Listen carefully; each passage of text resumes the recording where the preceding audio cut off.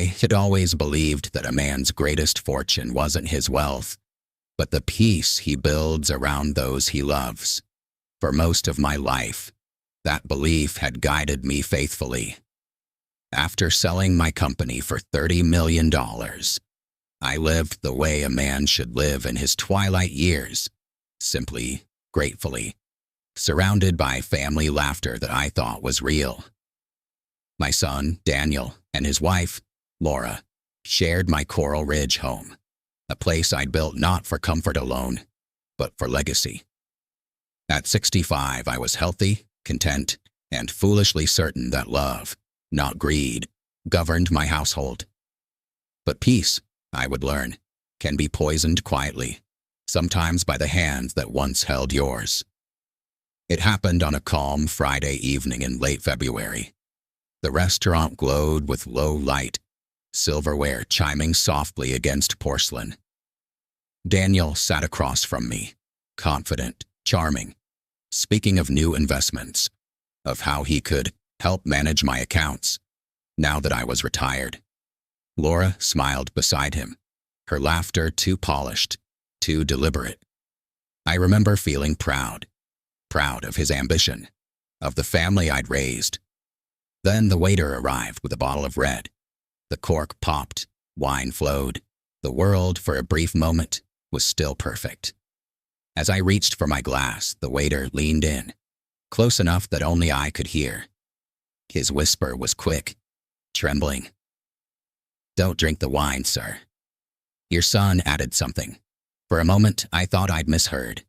My smile stayed, my hand steady, my heart roaring beneath a mask of calm. I lowered the glass, nodded slightly, and said, "I'll stick with water tonight."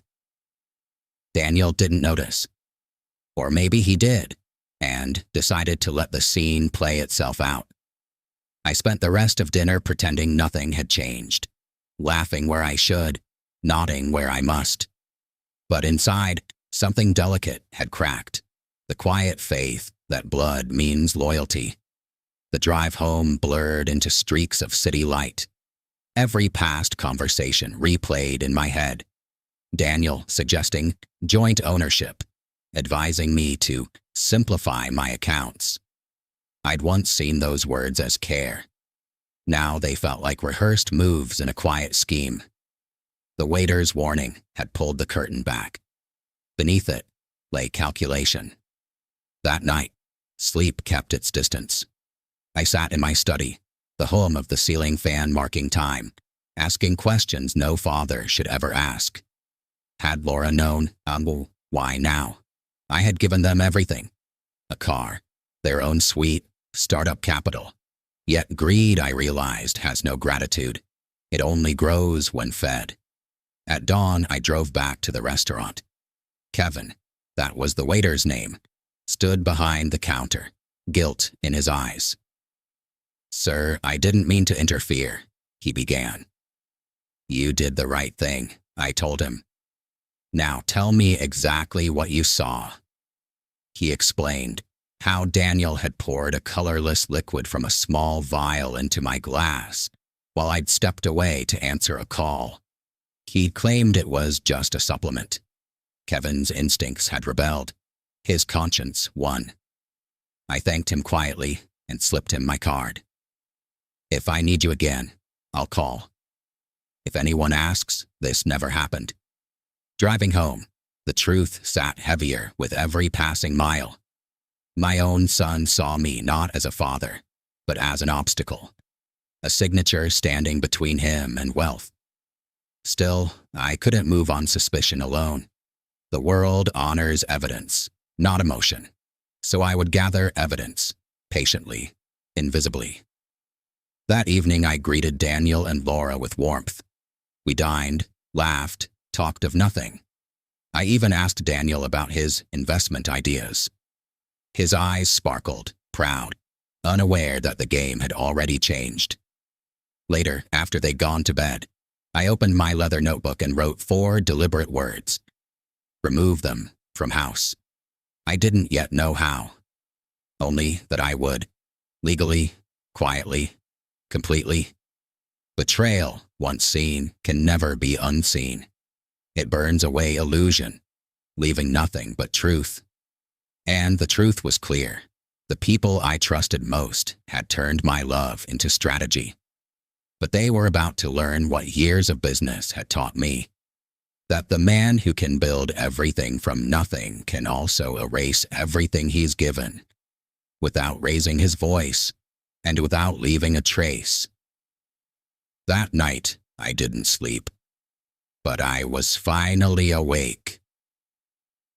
The game had begun, and they didn't even know they were already losing.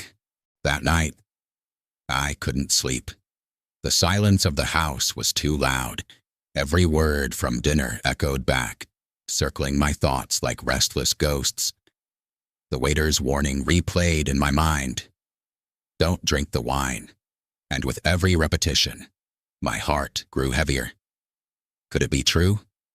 Could my own son, the boy I had held through fevers, taught to ride a bicycle, watched graduate with pride, be capable of something so cruel? The question itself felt like a wound. I sat on the edge of my bed, staring into the darkness, replaying memories, the birthdays, the laughter, the promises. Where had it all gone wrong? A father's heart can forgive almost anything, but not betrayal. As the clock ticked past midnight, confusion slowly hardened into resolve. I would not confront. Not yet. I would observe, quietly, patiently. The next morning, nothing seemed out of place. Daniel greeted me with the same easy smile, poured me tea, asked about my health. But now I was watching, every gesture, every tone, every glance. The warmth felt rehearsed, the kindness, conditional. Over the following days, the puzzle began to take shape.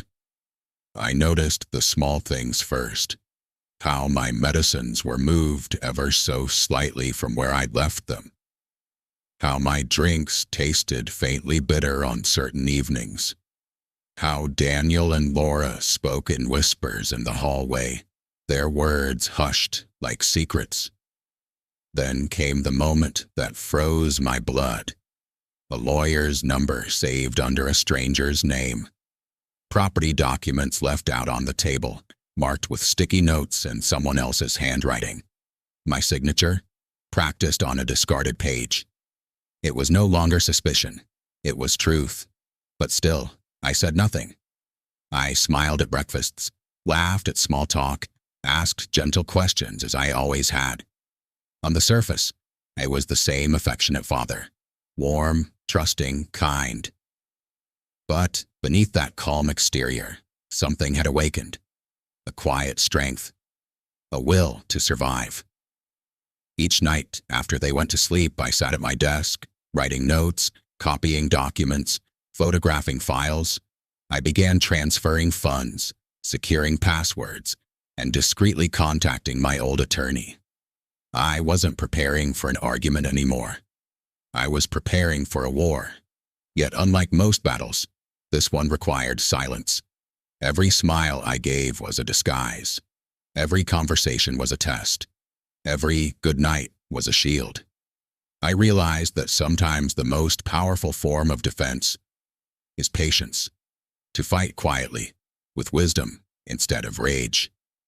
That night, as the house slept, I looked at an old photograph on my nightstand. Daniel as a little boy, missing a tooth, holding my hand. And a tear fell, uninvited. Not for what was happening, but for what had already been lost. I wasn't just a father anymore. I was a survivor, learning to fight without revealing the war. April arrived quietly, the kind of month that hides storms beneath blue skies. Outwardly, life carried on as usual. Morning walks, polite greetings, family dinners. But beneath that calm surface, a different rhythm beat, one of suspicion, strategy, and preparation. The more I listened, the more I understood how deep the deceit ran. They weren't just waiting for me to grow weaker. They were building a plan. A lawyer had already been found. Preliminary drafts were in motion: financial guardianship, medical consent, power of attorney. Each paper designed to steal not just my wealth, but my autonomy. All disguised under one word: family. They called it efficiency. I called it betrayal in fine print. I said nothing. Not yet. Instead, I expanded my field of observation. If they wanted a silent takeover, I would answer with silent justice. That's when I hired Maria, a private investigator, known for her precision and her silence. She didn't ask unnecessary questions. I gave her one instruction: watch quietly. Bring me truth, not speculation. Days became weeks. Her reports arrived sealed and factual. She traced Laura's transactions, small purchases, seemingly ordinary, but within them lay the shadow of their intent. A vial of diazepam ordered through an unregistered clinic, enough to dull thought or cloud consent. There it was, proof. Not suspicion anymore, not imagination. Proof I could take to the world. Yet I waited, because true revenge requires patience, not anger. Maria's next report came with calm precision. They think you're growing weaker, she said over the phone. They're preparing to have you signed soon. Everything is scheduled, I smiled faintly. Let them think that. Let them believe I was fading, while I quietly gathered the very rope they'd hang themselves with. On April 5th, I invited Daniel and Laura to dinner. Same restaurant, same corner table, even the same waiter, Kevin, the quiet witness of that first warning. The atmosphere was different this time. Warm, nostalgic. I chose the table with care, lighting soft, background music low. Every detail arranged for clarity. They sat across from me, faces glowing with false concern. You've both done so much for me, I said. I think it's time to make things easier legally.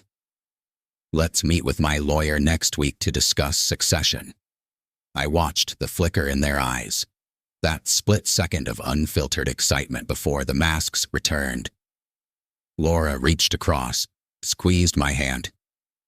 That's wonderful, Dad. We were only thinking of your comfort. Such a lovely word for manipulation. When they stepped away to take a phone call, Kevin approached the table. His voice low, eyes steady. You're setting them up, he whispered.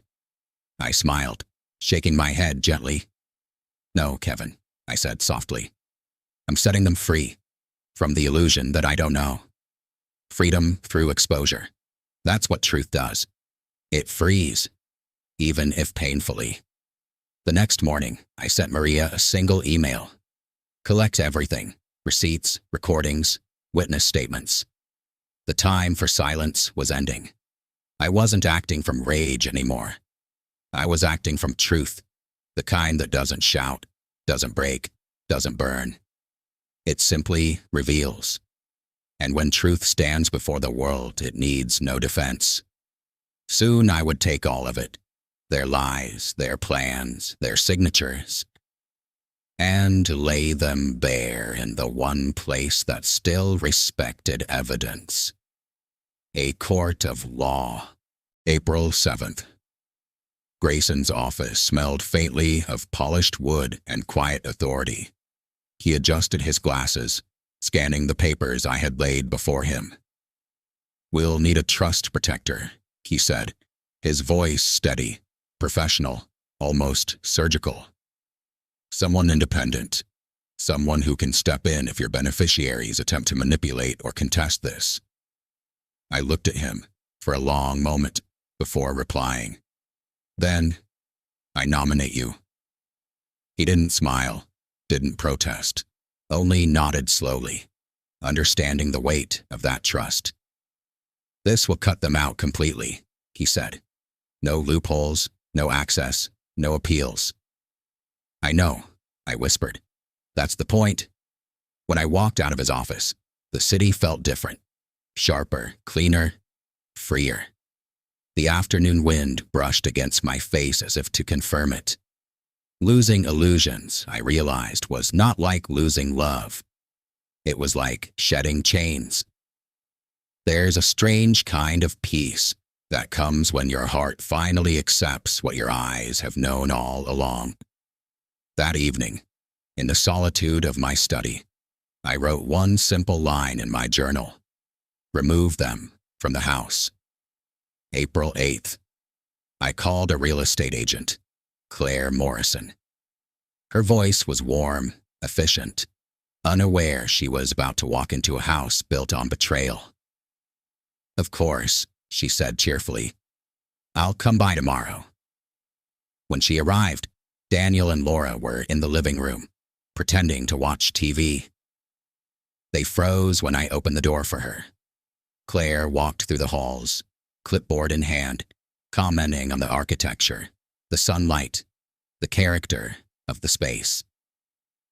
Beautiful home, she said at last. Should sell quickly. It will, I replied, my tone calm and final.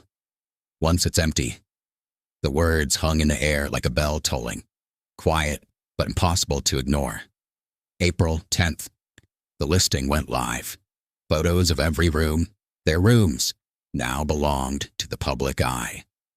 A stranger's gaze would soon wander through what they once called home. The phone rang constantly with offers, but I let them sit. For me, the sale wasn't about profit. It was about closure, a cleansing fire made of paperwork. April 15th, my lawyer, efficient as ever, drafted and delivered the eviction notices. 60 days to vacate. No lease, no claim. Just paper, ink, and consequence. The reaction was volcanic. Daniel's face turned crimson. Laura's sobs filled the hall. You can't do this, he shouted, slamming his hand against the table. This is our home. No, I said quietly, meeting his eyes with the calm of a man who has already buried something inside himself. It was my gift. And I'm taking it back that night. I reviewed the footage from the cameras I had installed months ago. My invisible witnesses. Their desperation played out like a drama they didn't know was being recorded. I watched as they argued, plotted, cried, and called lawyers. Their lawyer, a nervous man with thinning hair, told them the truth they refused to believe. He has every legal right. And in that single sentence, their empire of entitlement crumbled. For years, I had built walls to protect them. Now I was building one to protect myself, a legal fortress of silence, signatures, and strategy. And for the first time in years, I slept peacefully. May 10th. The morning broke with a strange stillness. No birdsong, no breeze. Just the faint hum of inevitability. The courthouse loomed gray against the skyline, its pillars cold, indifferent. Inside, the air smelled faintly of old paper, dust, and consequence. I took my seat quietly beside Grayson, hands folded, heart steady. Daniel sat across from me, jaw tight, eyes sharp with defiance. Laura avoided my gaze entirely, her fingers twisting a tissue to shreds. They looked smaller somehow, not in height, but in certainty. The proceedings began. My lawyer spoke with calm precision, laying out the timeline like a surgeon exposing rot. The gifts, the property transfer, the betrayal. Their lawyer fumbled through objections, drowning in the weight of facts. Each document, each video, each signature was a blade. The judge, an older man with silver hair and weary eyes, listened in silence, flipping through files that told a story I wished I never had to live. When he finally spoke, the words were gentle but final. Eviction granted. 60 days. The gavel struck once, a clean, unflinching sound that echoed through the room and through my chest. Outside, The sunlight felt colder. Daniel turned to me, fury trembling beneath his composure. "You'll regret this," he hissed. I met his stare and said softly, "I already do, but not for the reason you think." There was no triumph in my voice, only exhaustion, the kind that comes from fighting a war you never wanted to start.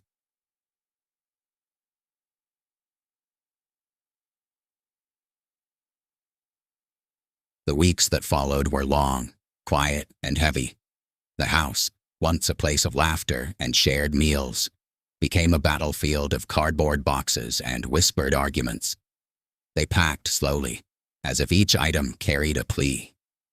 Some nights, Laura sat on the porch alone, eyes red, staring into the darkness. Daniel stopped speaking altogether. I didn't intervene. I had already moved out to a rented condo by the bay, far enough to breathe, close enough to watch. Through the silent eyes of my security cameras, I saw them unravel, the silence between them growing louder than any words. June 15th. A moving truck pulled into the driveway. Boxes, suitcases, and fragments of a broken family filled its belly. They loaded in silence. No goodbyes, no apologies. When the truck finally rolled away, leaving behind nothing but tire marks and ghosts, I drove back. The house stood empty. Every room echoed, the sound of absence, the weight of what used to be. I walked through it slowly, touching walls that had once held their laughter. For a moment, I closed my eyes and let the quiet swallow me. Freedom, I realized, doesn't always arrive with joy. Sometimes, it comes dressed in loss.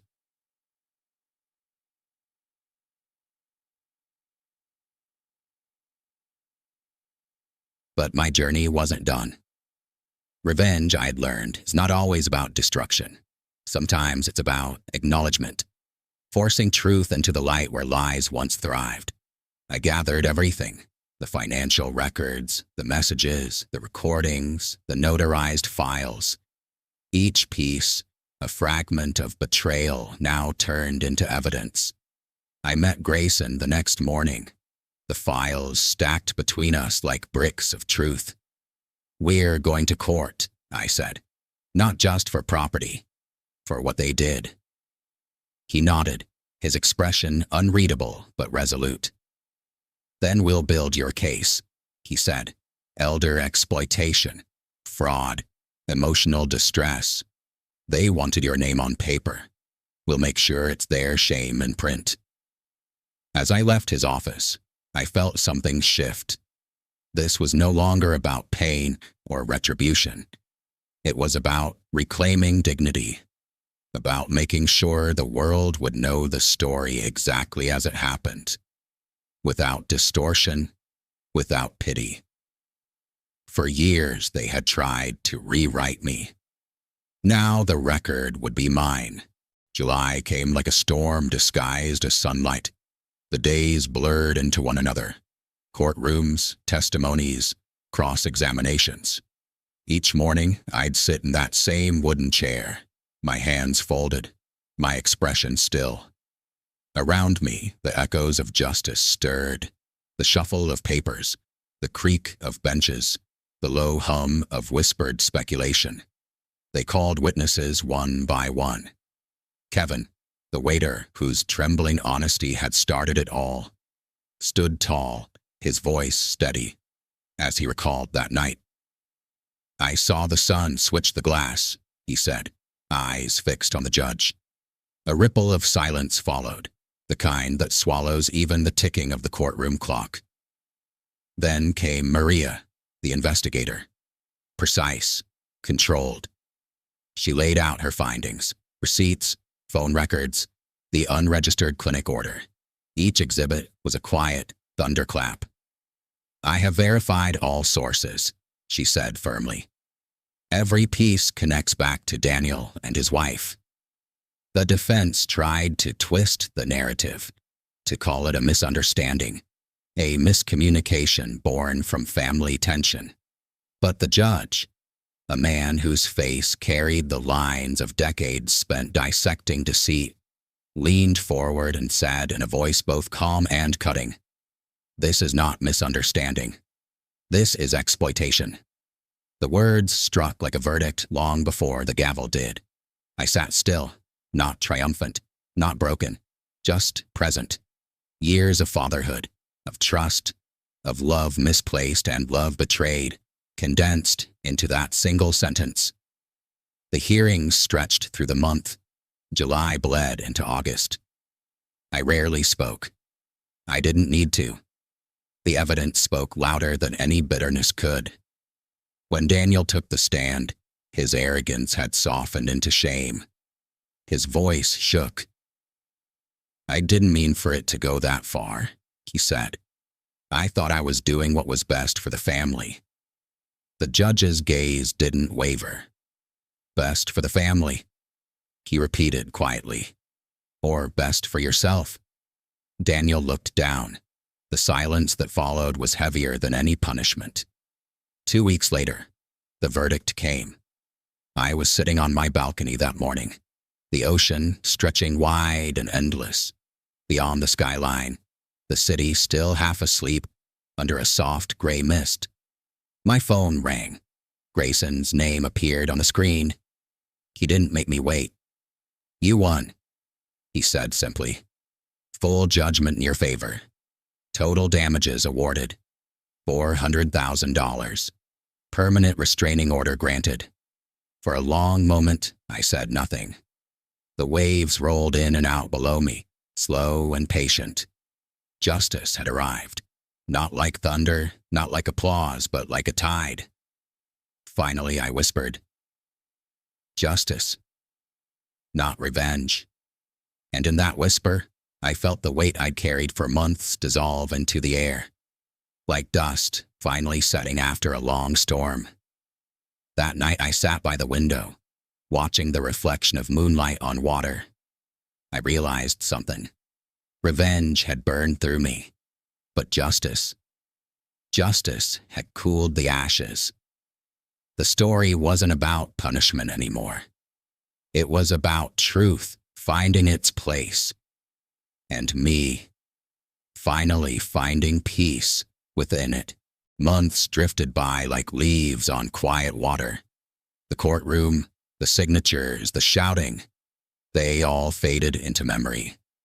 I sold the old house, the one filled with laughter once upon a time, and bought a small condo overlooking the sea. It wasn't grand, but it was honest.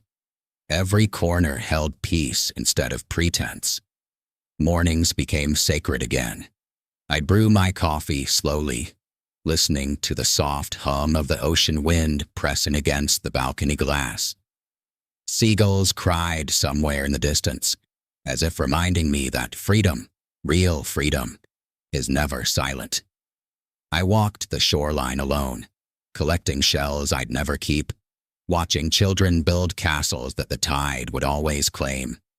And somehow, that cycle, creation, loss, renewal, felt familiar. I started writing again, letters to old friends, notes to myself, small pieces of reflection that I'd never sent, but needed to write. Every word was a quiet confession, not of guilt, but of survival.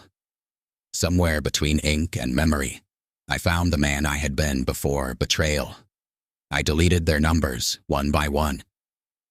Not out of anger, but closure. Their faces, once carved deep into my heart, began to fade. Not like wounds healing, but like old paint weathering under years of rain. Some days I almost missed them. Then I'd remember the silence between their lies, and the ache would pass. People often asked me, "Will you ever forgive them?" I always smiled. Forgiveness, I learned, isn't a gift for the betrayer. It's a release for the betrayed. You don't need to speak it. You only need to stop carrying the weight. I forgave them the moment I chose peace over pain. Not through words, but through distance. Every sunset became a sermon. The sky bleeding gold and crimson across the waves reminded me that endings can be beautiful too, even when they come from fire. Life, I realized, doesn't pause for heartbreak. It continues, indifferent yet kind, giving you endless chances to begin again. I had lost my family, yes, but in their absence, I found something deeper. Myself, my faith in quiet mornings, my gratitude for stillness, my belief that even shattered bonds can leave behind the light of understanding. Sometimes late at night, when the sea turns silver under the moon, I still think of that first dinner, the clink of cutlery, the glass of wine I never drank. I wonder how close I came to never discovering the truth. But I know this much. Truth has a way of whispering to those who learn to listen, even in silence.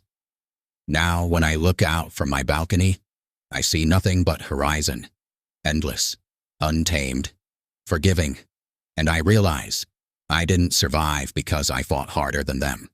I survived because I refused to become like them. Peace, I've learned, isn't the absence of pain. It's the decision to live beyond it. And that decision, made in quiet solitude, is the greatest revenge of all. Please hit like button if you liked, and also subscribe the channel for more real experiences. Till then, goodbye.